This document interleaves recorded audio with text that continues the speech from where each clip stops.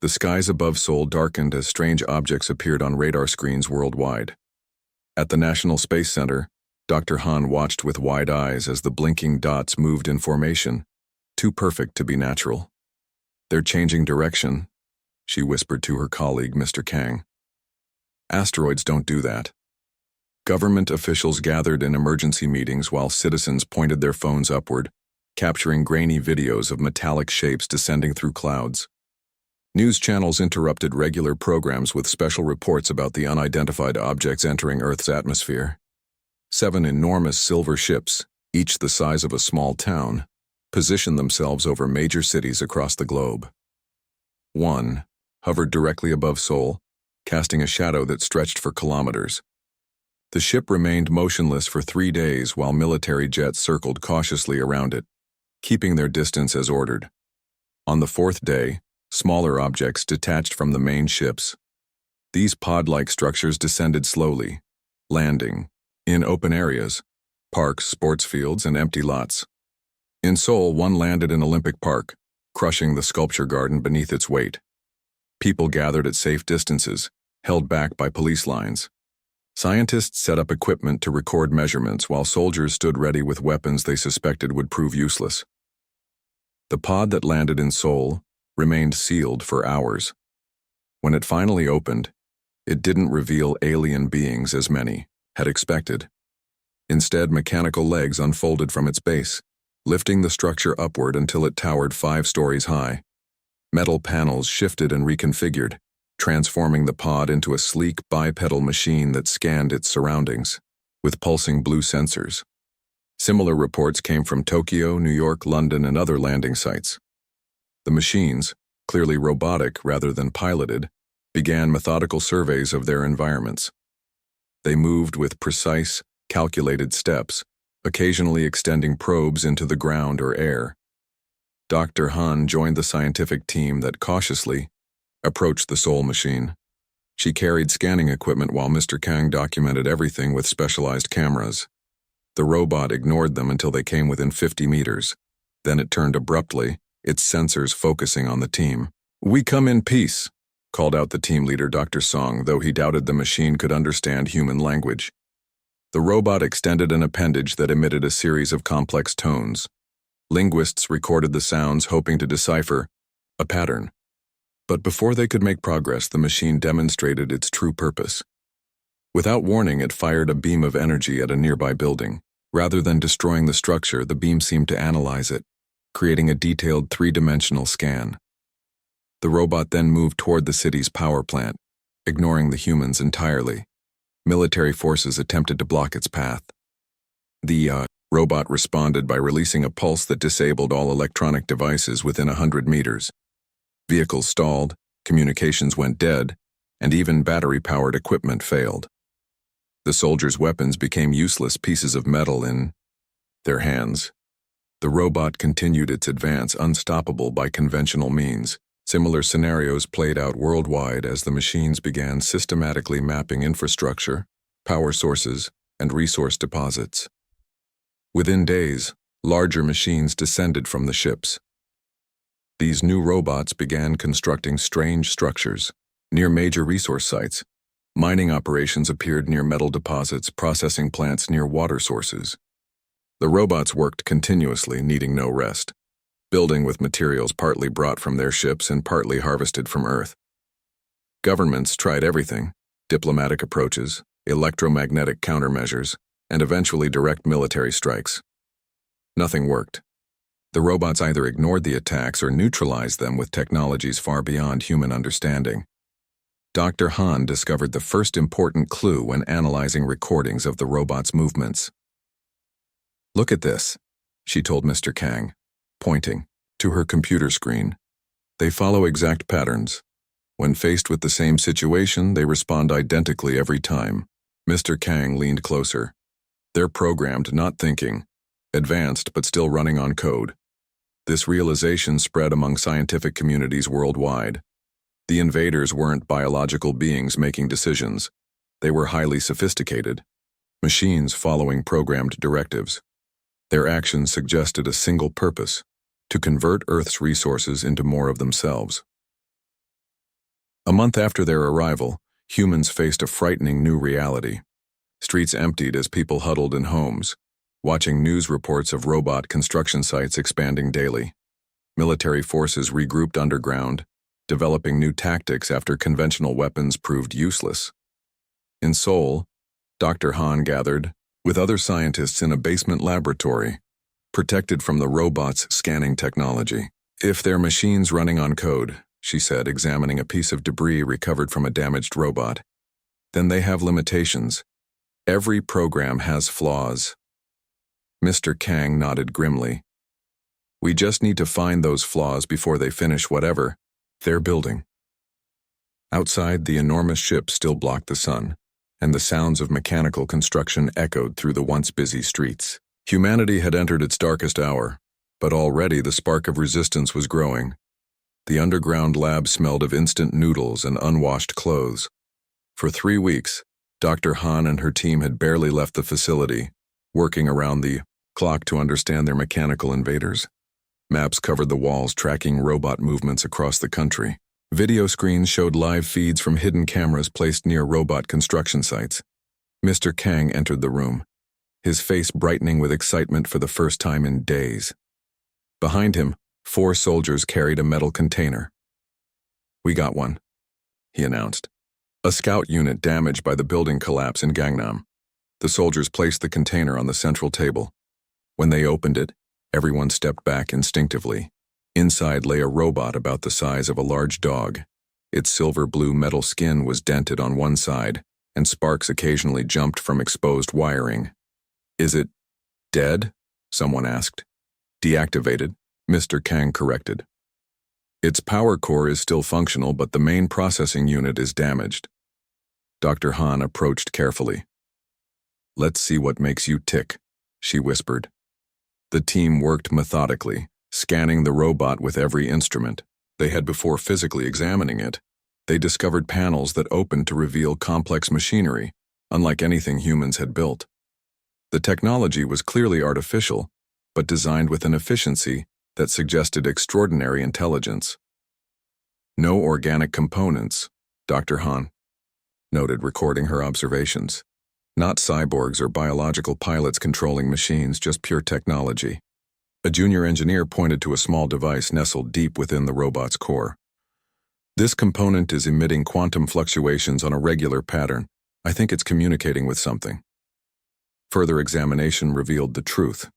The robots operated as a network, sharing information and coordinating their activities through quantum entanglement, a method of instantaneous communication across any distance. Each robot was part of a collective, following centralized commands.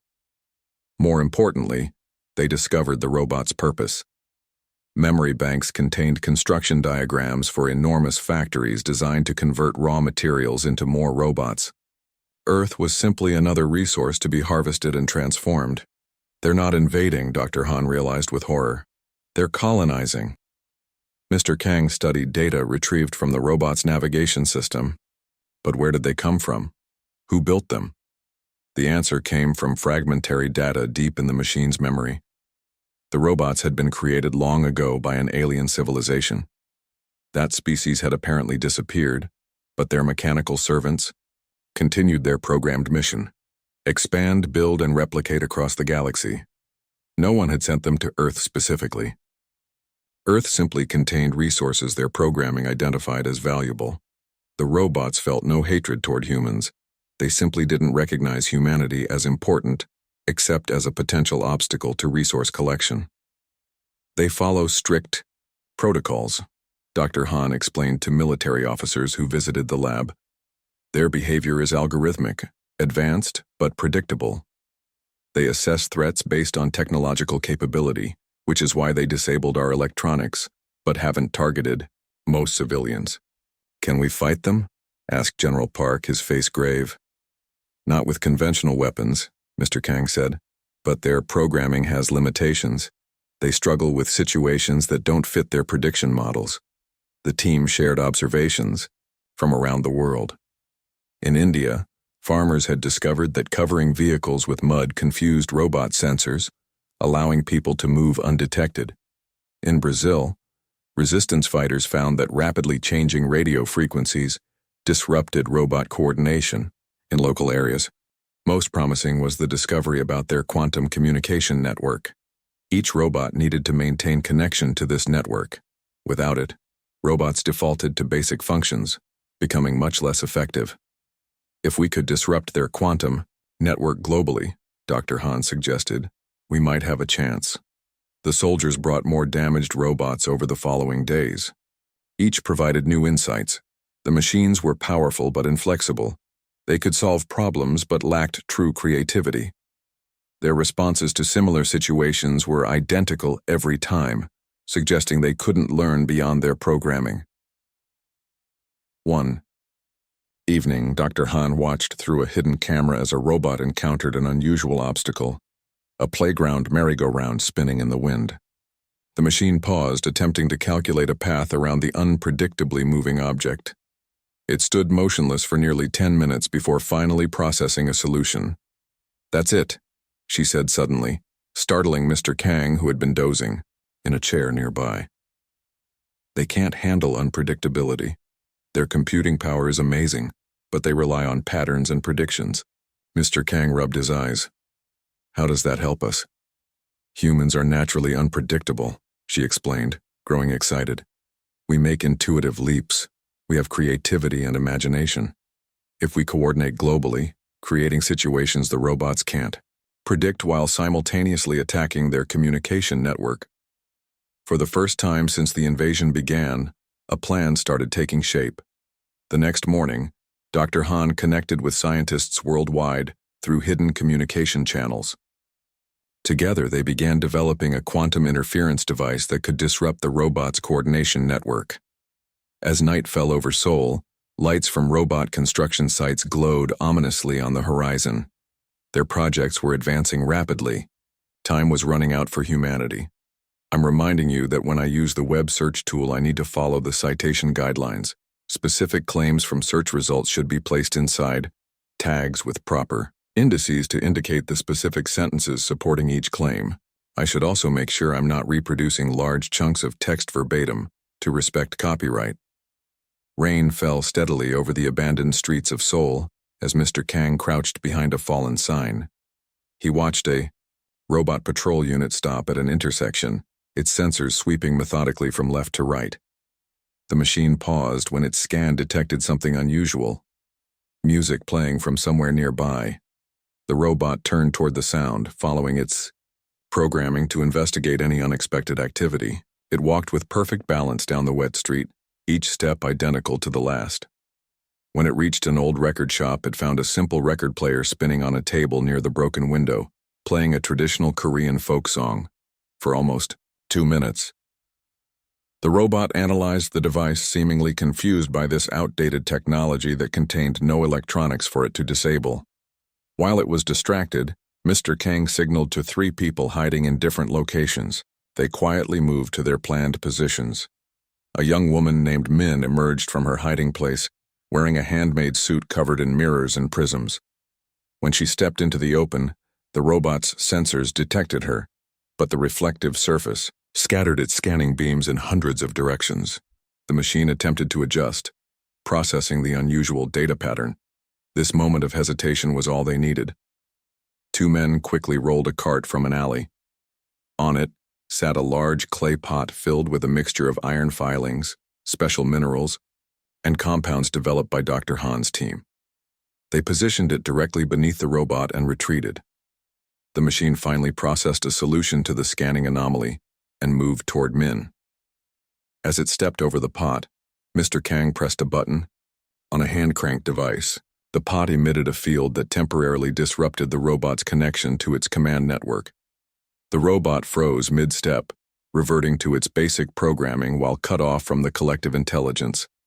Mr. Kang and his team quickly covered it with a specially treated tarp that blocked its attempts to re-establish communication. Within minutes, they had loaded the disabled machine onto a cart and disappeared into the network of tunnels beneath the city. Similar scenes played out across the world as resistance groups implemented strategies based on their understanding of robot weaknesses. In coastal villages, People discovered that salt water caused the robots' joints to deteriorate slowly. In mountain regions, towns created elaborate moving structures powered by water wheels that consistently confused robot prediction systems. Most importantly, humans adapted faster than the machines could. When robots began identifying music as a distraction tactic, resistance groups switched to using children's toys.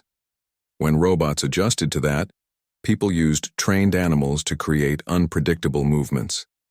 Each time the robots updated their protocols, humans had already moved on to new methods.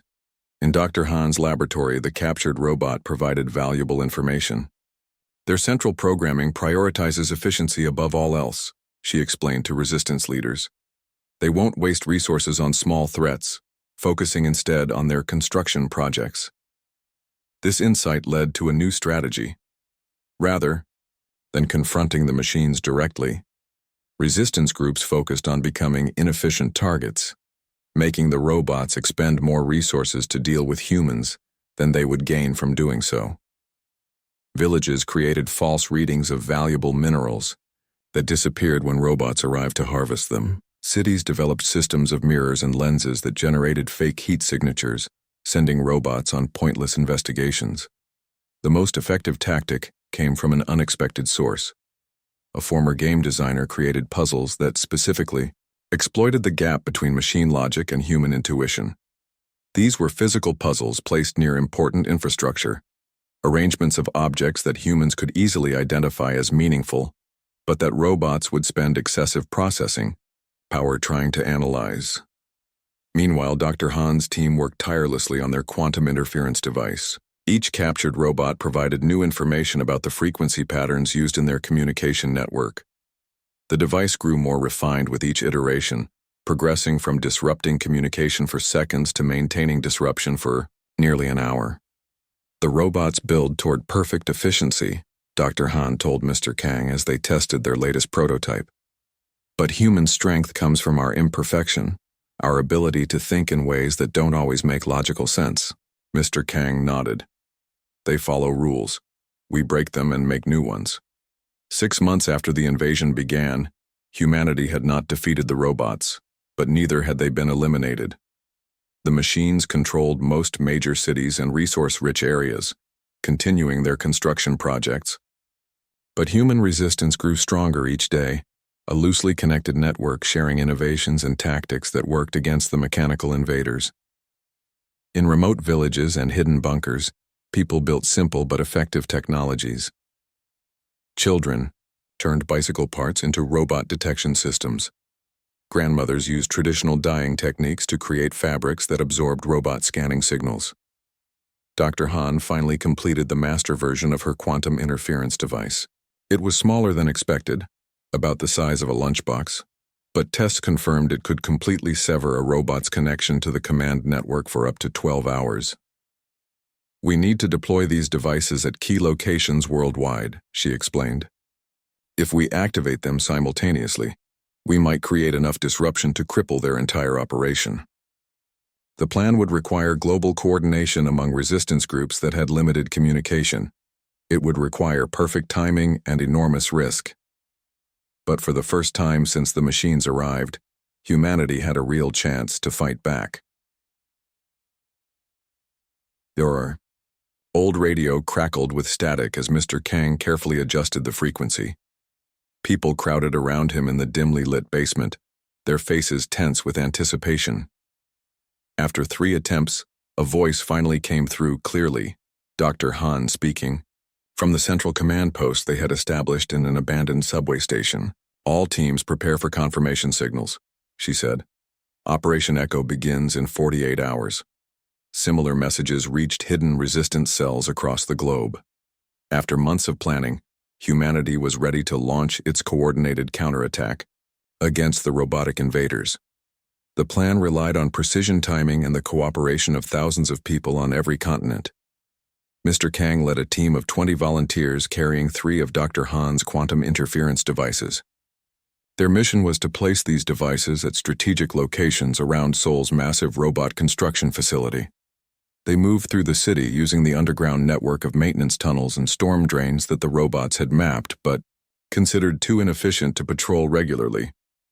As they approached their first target, they encountered a patrol unit. The team quickly deployed their practiced distraction. A young woman named Sun began singing loudly while others used wind-up toys that moved in random patterns. The robot's sensors focused on these inputs, trying to determine if they represented a threat. During this moment of processing delay, Mr. Kang and 3 others slipped past, carrying the first device. They reached the base of a power relay tower that the robots had constructed. Mr. Kang attached the quantum interference device to the metal structure and activated its passive mode. The device would remain dormant until receiving the global activation signal. Similar scenes played out worldwide. In the Amazon rainforest, indigenous guides led resistance fighters to robot mining operations. In the mountains of Switzerland, climbers placed devices on communication arrays. In the Australian outback, teams buried devices near robot water processing plants. Not all missions succeeded. Reports came in of teams captured or destroyed. In Cairo, an entire resistance cell was lost when their tunnel collapsed. In Toronto, robots detected and neutralized a device before it could be properly installed. Each loss was painful, but the global operation continued. On the day of activation, Dr. Han nervously checked the status board in the command center. Of the 500 devices deployed worldwide, 423 were confirmed in position. The others had been lost or teams had gone silent. Would it be enough? "There's no turning back now," she told her team. "Send the activation signal." At exactly 3:00 p.m. Korean time, resistance members around the world activated their emergency transmitters. These simple devices, built from modified radio parts, sent a specific frequency pulse that triggered the quantum interference devices. Mr. Kang watched from a hidden observation post as the effect rippled across Seoul. The robots suddenly stopped in mid-motion. Some simply froze in place while others moved erratically, their coordination disrupted. The massive construction machines that had been assembling new robots ground to a halt. "It's working," he whispered, hardly daring to believe it. But the success was temporary. Within minutes, some robots began moving again, switching to backup systems. The resistance had known this would happen. The disruption wouldn't last forever. That's why they had prepared Phase 2. As the robots struggled to reconnect with their command network, resistance fighters emerged from hiding. They weren't armed with traditional weapons, which remained useless against the invaders. Instead, they carried mirrors, speakers, painted patterns, and other simple tools specifically designed to confuse robot sensors. In Seoul, Mr. Kang led a group that deployed large screens showing rapidly changing visual patterns, creating what they called processing traps that forced the robots to spend precious computing resources trying to interpret the meaningless data. Meanwhile, specialized teams approached the temporarily vulnerable robots. They attached small devices to the machines, not to destroy them but to inject new code. Dr. Han had created this code based on their studies of captured robots. It wouldn't take control of the machines but would create subtle errors in their resource allocation algorithms. 6 hours after activation, the quantum disruption began to fade as the robots adapted. But the secondary effects were already taking hold. Around the world, construction projects began to show problems. Robots allocated resources incorrectly, built components that didn't fit together, or focused on low-priority tasks. In the command center, Dr. Han received reports from around the globe. The operation had succeeded beyond their expectations. Though robots still controlled most major infrastructure, their perfect efficiency had been shattered. Their expansion had not only stopped but in many areas had begun to reverse as they tried to fix cascading errors in their systems. "Now comes the hard part," Dr. Han told her team. "We need to maintain pressure while they're vulnerable." The resistance shifted to continuous harassment tactics. Small teams constantly moved around robot-controlled areas, creating disturbances that forced the machines to waste resources investigating. Others worked to free captured humans from robot processing centers. A month after Operation Echo, robot activity had decreased by nearly 60% worldwide. Their construction projects stood half-finished, their mining operations frequently stalled. The machines continued to adapt, but each adaptation made their systems more complex and prone to new types of errors. For the first time since the invasion began, humans walked openly in some areas previously controlled by robots. The war wasn't over, but the tide had turned. Humanity had demonstrated that its greatest strength lay not in matching the robots' technology, but in exploiting the very unpredictability that made humans human. Mr. Kang stood on a hilltop overlooking Seoul as the sun set. Robot structures still dominated the skyline, but between them, he could see lights flickering on in buildings where people had returned. It was a small victory, but a meaningful one. We're taking back our world, he thought, one unpredictable step at a time. Spring arrived in Seoul with patches of wildflowers pushing through cracks in the pavement. 6 months had passed since Operation Echo, and the city was transforming. The enormous robot ship that had once blocked the sun now sat silent and dark, its power systems disconnected after teams of engineers had finally breached its defenses. Mr. Kang walked through what had once been the central robot construction facility. The massive space had been converted into a research center where scientists from around the world studied the alien technology. Workers carefully dismantled robot parts, cataloging each component and testing its properties. "Mr. Kang," called a familiar voice. He turned to see Dr. Han approaching, followed by several international scientists. She looked different now. Her hair was neatly cut, and she had traded her resistance clothing for a proper lab coat. But her eyes still held the same determination. "Come see what we've discovered," she said, leading him to a secure area in the center of the facility. Inside, technicians worked around a spherical object about the size of a car. Its surface glowed with faint blue light, displaying symbols that shifted and changed. "The central memory core," Dr. Han explained. "We finally managed to access it last week. It contains the accumulated knowledge of the robot's creators and every civilization they encountered in their travels." "Who were they?" Mr. Kang asked, staring at the sphere. "They called themselves the Builders, an ancient species from a star system thousands of light years away. They created these machines nearly 10,000 years ago to spread their civilization throughout the galaxy. What happened to them?" Dr. Han's expression grew sad. "They died out, a natural disaster on their homeworld.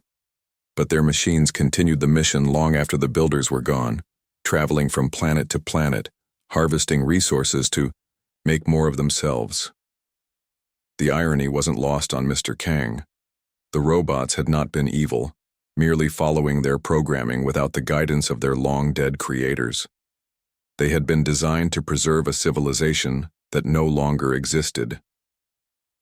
Outside, the research center Seoul buzzed with activity. People had returned to the city, but it was different now.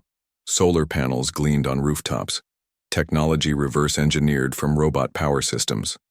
Vehicles moved silently through streets, powered by energy cells based on the invaders' designs. Mr. Kang took a public transit pod to the outskirts of the city. These small egg-shaped vehicles had been one of the first innovations developed from robot technology. They traveled along magnetic paths, requiring no driver and using minimal energy.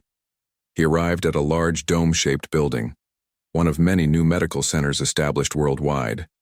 Inside, he watched as a young girl walked confidently across the room, her legs supported by a thin exoskeleton derived from robot locomotion systems. Just months earlier, she would have been confined to a wheelchair. "Amazing, isn't it?" said a voice beside him. It was Sun, the woman who had helped during their mission to place the interference devices. She now worked as a coordinator at the medical center. "We're healing faster than I thought possible," Mr. Kang admitted. Sun nodded. "Not just our cities, our divisions too." This was perhaps the most surprising outcome of the robot invasion.